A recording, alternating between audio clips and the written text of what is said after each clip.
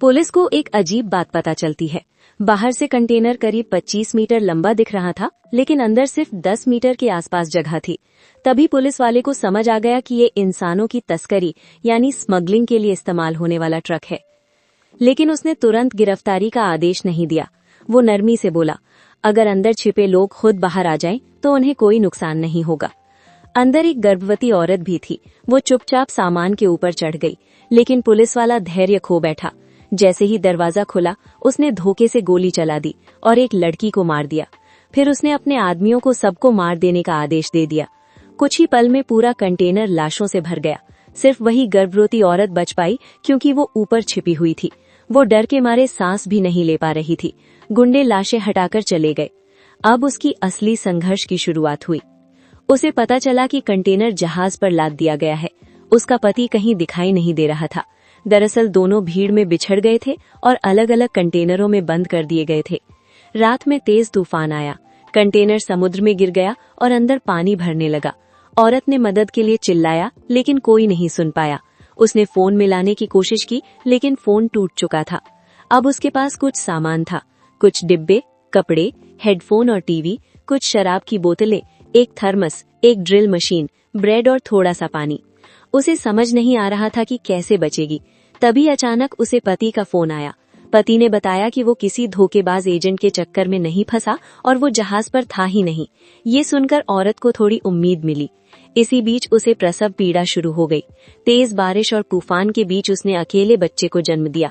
बच्चा पहले नहीं रोया तो वो घबरा गई, लेकिन जब उसने बच्चे की पीठ थपथपाई तो आखिरकार रोने की आवाज आई। वो बहुत रोई, लेकिन खुशी से। अब उसके पास खाने पीने की कमी थी। उसने कंटेनर की छत में छेद करने की कोशिश की ताकि बाहर निकल सके। ड्रिल की बैटरी खत्म हो गई। फिर उसने चाकू से छेद करने की कोशिश की। उसके हाथ छिल गए, खून निकल आया। भूख और प्यास से उसे चक्कर आने लगे। एक बार तो उसने समुद्र का पानी पीने की कोशिश की, लेकिन तुरंत उल्टी हो गई। वो लगभग हार मानने वाली थी। फिर बारिश हुई। उसने बारिश का पानी इकट्ठा किया। एक रिंग से उसने रस्सी बांधकर छेद को बड़ा किया और आखिरकार कंटेनर की छत खोलने में सफल हो गई। वो बाहर निकली तो चारों तरफ सिर्फ समुद्र था, कहीं कोई नहीं। उसने बच्चे का डायपर समुद्र में फेंका, जिससे मछलियां पास आ गईं। उसने एक अस्थायी भाला बनाया मछली पकड़ने के लिए, लेकिन बहुत कोशिश के बाद भी एक भी मछली नहीं पकड़ पाई। वो थक कर गिर गई। तभी उसने आसमान में एक हवाई जहाज देखा। वो तुरंत कंटेनर के अंदर से एक शीशा लेकर आई और धूप की रोशनी से सिग्नल देने लगी, लेकिन जहाज बहुत दूर था। इसी दौरान उसका पैर कट गया और बहुत खून निकलने लगा। फिर भी वो दर्द सहती रही और मदद की कोशिश करती रही, लेकिन जहाज बहुत दूर था। किसी ने ध्यान नहीं दिया। उसी समय उसकी जांघ का घाव दर्द करने लगा। मजबूरी में उसे वापस अंदर जाकर घाव संभालना पड़ा। उसने सर्किट बोर्ड से निकली पतली लोहे की तार से एक हुक बनाया। फिर शराब की बोतल खोली और उसे घाव पर डालकर साफ किया। दर्द इतना तेज था कि वो लगभग बेहोश हो गई, लेकिन बच्चे के रोने की आवाज ने उसे फिर खड़ा कर दिया। उसने हिम्मत करके लोहे का हुक मांस में डाल दिया ताकि मछली पकड़ सके। अगली सुबह वो कंटेनर की छत पर गई। उसने जाल नीचे डाला और चारे के लिए बच्चे का मल इस्तेमाल किया। कुछ देर बाद सच में मछलियां पास आने लगी। उसने सही समय देखकर जाल खींचा। कई दिनों बाद उसे पहली बार खाना मिला। उसने मछली कच्ची ही खा ली। बच्चा चुपचाप उसे देखता रहा। अब खाने की समस्या कुछ समय के लिए हल हो गई, लेकिन गोली के छेद से कंटेनर में पानी भरता जा रहा था। उसे बार बार पानी निकालना पड़ता था। उसने मदद के लिए कई चिट्ठियां लिखी और डिब्बे में बंद करके समुद्र में फेंक दी, इस उम्मीद में कि कोई जहाज देख लेगा।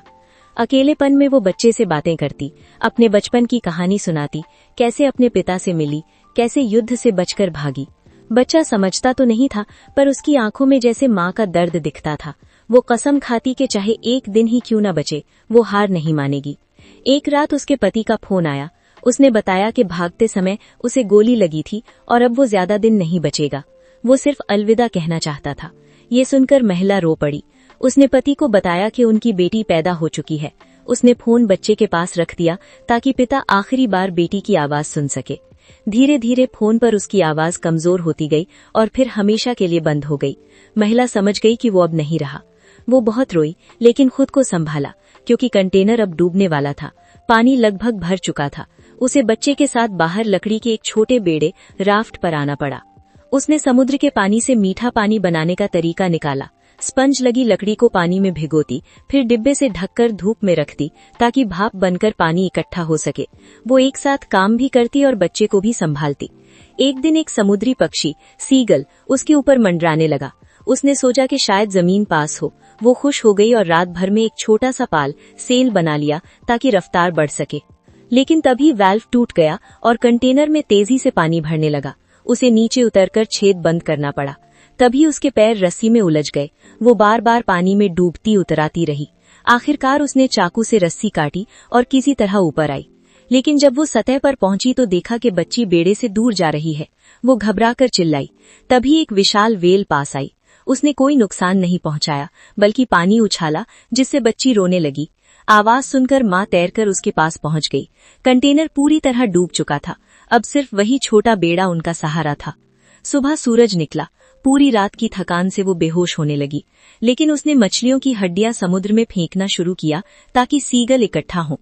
अगर पक्षी मंडराएंगे तो शायद कोई जहाज देख लेगा। कई घंटों बाद एक मछुआरिन ने दूर से पक्षियों को घूमते देखा। वो अपनी नाव लेकर पास आई। सच में वहां एक बच्चा और एक महिला बेहोशी की हालत में थे। उन्होंने पहले बच्चे को नाव पर लिया। बच्चा सुरक्षित था। फिर रस्सी खींची तो देखा कि उसका सिरा महिला के हाथ से बंधा है। उन्होंने तुरंत उसे ऊपर खींचा। वो सांस नहीं ले रही थी। उन्होंने तुरंत कृत्रिम श्वास देना शुरू किया। कई कोशिशों के बाद आखिरकार उसने सांस ली और होश में आ गई। होश में आते ही उसने सबसे पहले अपनी बेटी को ढूंढा। मछुआरिन ने बच्ची उसकी गोद में दे दी। बच्ची शांत सो रही थी। मां की आंखों से आंसू बह निकले। उसे समझ आया कि वो सच में जिंदा बच गई है। ये कहानी सिर्फ एक सर्वाइवल स्टोरी नहीं है। ये एक मां के साहस, बुद्धिमानी और जीने की जिद की कहानी है। उसने समुद्र के बीच अकेले बच्चे को जन्म दिया, मौत से लड़ी और आखिरकार जीत गई।